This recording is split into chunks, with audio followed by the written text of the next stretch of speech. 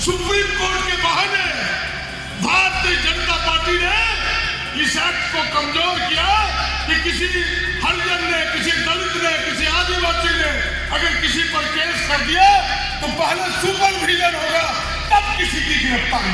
देश में पहला संशोधन हुआ जो इस संविधान के आप आर्टिकल 15(4) के रूप में कल भी उलट के पलट के पढ़ सकते हैं कि भाई जो शैक्षणिक रूप से, सामाजिक रूप से पिछड़ा है उन्हें हायर एजुकेशन में और नौकरियों में आरक्षण मिलेगा।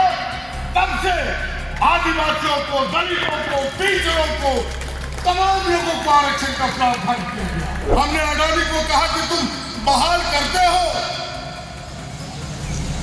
तो बिहार के लोगों को यहां बिठा देते हो, बहाल करते हो बंगाल के लोगों को बिठा देते हो। हमारा गोड्डा का दलित, गोड्डा का आदिवासी, गोड्डा का पिछड़ा, गोड्डा का धुआं खाने वाला बच्चा और बेटा कहा जाएगा, इसका हिसाब। जाति व्यवस्था शोषण का हो, चाहे राजनीतिक व्यवस्था शोषण का हो, चाहे सामाजिक व्यवस्था शोषण का हो, चाहे नौकरी में शोषण का हो, उसका एक ही उपाय है, वो है संविधान। आउटसोर्सिंग के माध्यम से आरक्षण को बंद किया जा रहा है। इन कंपनियों में कोई आरक्षण निजी कंपनियों में नहीं है। कांग्रेस के लोगों ने इनके विद्वता को जाना था, इनकी विद्वता को पहचाना था, इन्हीं समाज के प्रति जो दर्द और मर्म था उसको पहचाना कांग्रेस ने। और फिर पश्चिम बंगाल से कांग्रेस ने इन्हें संविधान सभा की सदस्यता दिया, इसलिए इन्हें आगे कुछ करना था समाज के लिए।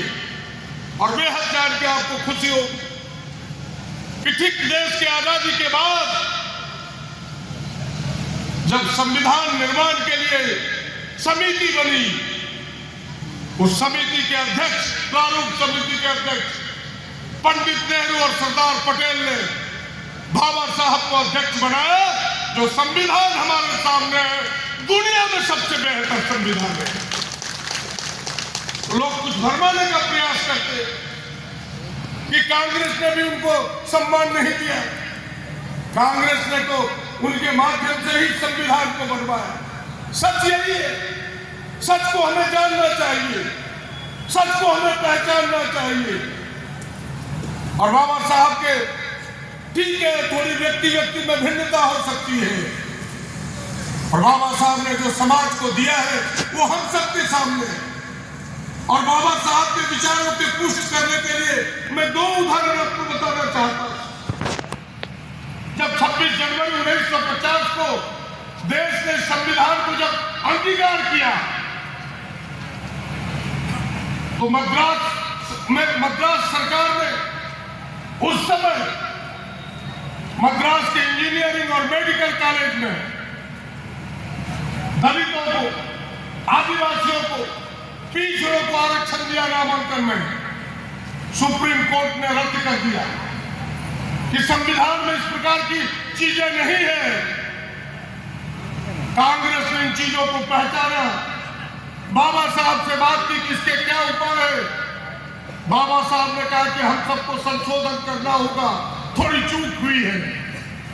और देश में पहला संशोधन हुआ जो इस संविधान के आप आर्टिकल 15(4) के रूप में कल भी उलट के पलट के पढ़ सकते हैं कि भाई जो शैक्षणिक रूप से, सामाजिक रूप से पिछड़ा है उन्हें हायर एजुकेशन में और नौकरियों में आरक्षण मिलेगा। तब से आदिवासियों को, दलितों को, पिछड़ों को, तमाम लोगों को आरक्षण का प्रावधान किया गया। और कांग्रेस की घनिष्ठता इस वाक्य से पुष्टि होता है। जिस एक्ट की आप बात करते हो, दलित आदिवासी उत्पीड़न से बचाने का जो एक्ट है,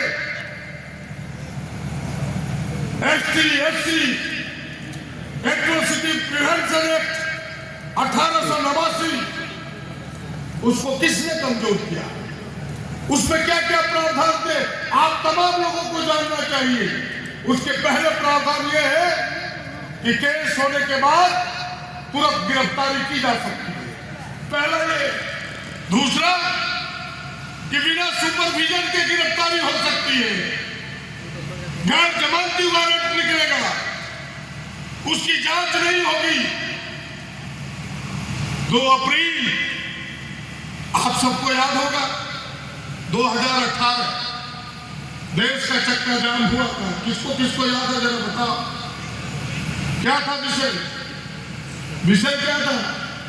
विषय यही था, सुप्रीम कोर्ट के बहाने भारतीय जनता पार्टी ने इस एक्ट को कमजोर किया कि किसी हरिजन ने, किसी दलित ने, किसी आदिवासी ने अगर किसी पर केस कर दिया तो पहले सुपरविजन होगा, तब किसी की गिरफ्तारी होगी। क्या ये कमजोर करने का प्रयास था कि नहीं? बोला पहले सुपरविजन होगा, जांच होगा, सही पाया जाएगा तब गिरफ्तार होगा। तरह तरह के प्रयास हुए। मैं बधाई देना चाहता हूं, फिर से आभार व्यक्त करता हूं देश के दलितों का, पिछड़ों का, आदिवासियों का कि 2 अप्रैल 2018 को देश की जनता सड़क पर उतरी और भारतीय जनता पार्टी को इस कदम को वापस लेना पड़ा। यह है भारतीय जनता पार्टी और कांग्रेस में सफलता और अंतर। इसलिए चीजों को समझिए कि कौन आपके लिए करता है। इसलिए मैंने पहले आपको कहा कि अपने हितैषी को पहचानिए, अपने चाहने वाले को पहचानिए कि आज की लड़ाई वही है। और एक बात, अंतिम बात आपसे कहता हूं कि आज बड़ी होशियारी से एक नई चाल चली गई है।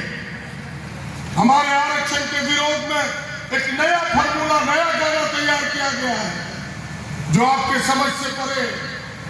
मैंने इस विषय को कांग्रेस पार्टी का जो सर्वोच्च नेशनल एग्जीक्यूटिव वहां इस विषय को रखा और हमें लगता है कि पहली बार आदरणीय राहुल जी ने सौहर्द स्वीकार किया। हमने कहा कि इस देश में नौजवानों का शोषण हो रहा है कॉन्ट्रैक्ट बहाली के माध्यम से। हमने कहा शोषण हो रहा है आउटसोर्सिंग के माध्यम से। आज जो आउटसोर्सिंग कंपनियां आई है, आपको सुनकर आश्चर्य होगा कि वीडियो का ड्राइवर आउटसोर्सिंग पर है, सीओ का ड्राइवर भी आउटसोर्सिंग पर है। और सीओ के ड्राइवर को कितना मिलता है? 19,000 और वीडियो के ड्राइवर को 9,000। 2 कंपनी अंतर देखिए। एक एक चीजों में शोषण, कोई आरक्षण नहीं है, बिना आरक्षण का बहाली हो रहा है।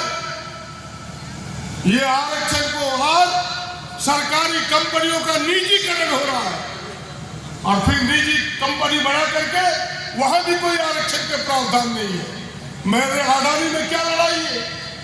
हमने अडानी को कहा कि तुम बहाल करते हो तो बिहार के लोगों को यहां बिठा देते हो, बहाल करते हो बंगाल के लोगों को बिठा देते हो। हमारा गोड्डा का दलित, गोड्डा का आदिवासी, गोड्डा का पिछड़ा, गोड्डा का धुआं खाने वाला बच्चा और बेटा कहा जाएगा, इसका हिसाब दो।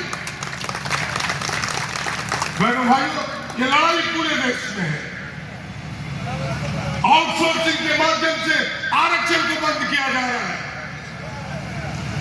इन कंपनियों में कोई आरक्षण निजी कंपनियों में नहीं है। ये बाबा साहब के नियम को ताक पर बंद कर करके, दरबारी में बंद, चौकट के अंदर बंद कर करके, कमरे में बंद करके इस आरक्षण को धक्का बता के नए रास्ता को कायम किया है। हमें इसकी भी लड़ाई लड़नी है। आरक्षण देना होगा। कौन कौन सहमत हो जरा हाथ उठा के बताओ। क्या निजी कंपनियों में आरक्षण मिलना चाहिए कि नहीं? जरा जोर से बोलो। आरक्षण मिलना चाहिए कि नहीं? आउटसोर्सिंग बंद होना चाहिए कि नहीं? ये तमाम चीजें शोषण है और कांग्रेस पार्टी ने इसके विरुद्ध में झंडा उठाया है। कुछ लोग ना समझ लोग हैं, कुछ लोग उस व्यवस्था के पोषक लोग आ गए हैं जिन्हें केवल कुर्सी से प्यार है, इन मुद्दों से प्यार नहीं है। ऐसे ना समझ लोगों के भटकाने में मत आई। हम सब जो बाबा साहब ने रास्ता दिखाया है, उस इन सारी चीजों का एक ही उपाय है, इस शोषण का चाहे जाति व्यवस्था शोषण का हो, चाहे राजनीतिक व्यवस्था शोषण का हो, चाहे सामाजिक व्यवस्था शोषण का हो, चाहे नौकरी में शोषण का हो, उसका एक ही उपाय है, वो है संविधान, वो है वोट की लड़ाई। हम इस संविधान को बचाए और वोट अगर सोच समझ के दिए तभी बाबा साहब के संकल्प पूरे होंगे। इसीलिए बाबा साहब ने कहा था शिक्षित बनो, संगठित हो, ताकि चीजों को समझ सको और संगठित होके संघर्ष करो। और मैं उससे आगे कहता हूं संघर्ष इसलिए करो कि अपने सत्ता पर अपने लोगों को बिठाओ, ताकि बाबा साहब के विचारों को आगे बढ़ा सके, आपको मजबूती मिले। इन्हीं चंद बातों के साथ मैं आमंत्रित करता हूं जो हमारे आज मुख्य वक्ता है सुरेश चंद्र बैठा जी। अपने बलबूते पर इन्होंने चौथी बार अपने लड़कर की जीत दर्ज की है।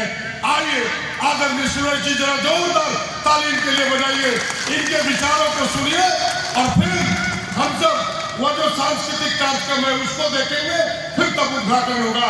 धन्यवाद। हमारे साथ केवल नारा दीजिए, जय जय जय जय जय भीम।